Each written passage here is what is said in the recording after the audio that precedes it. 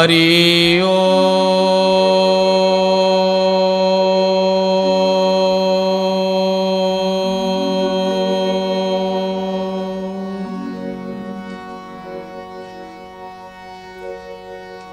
अयमारंभ शुभाय भवतु।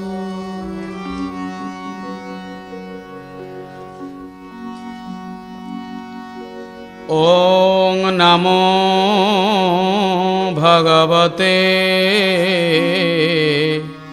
वासुदेवाय।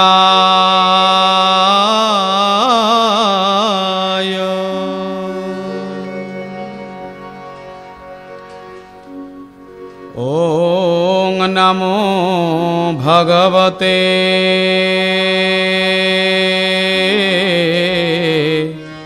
पुरुषोत्तमाय।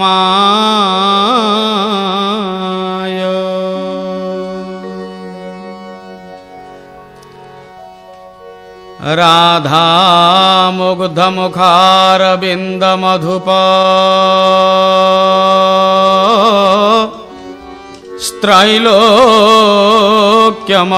स्थले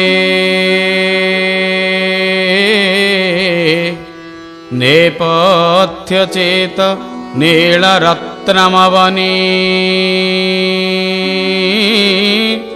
धारावतारां तकः।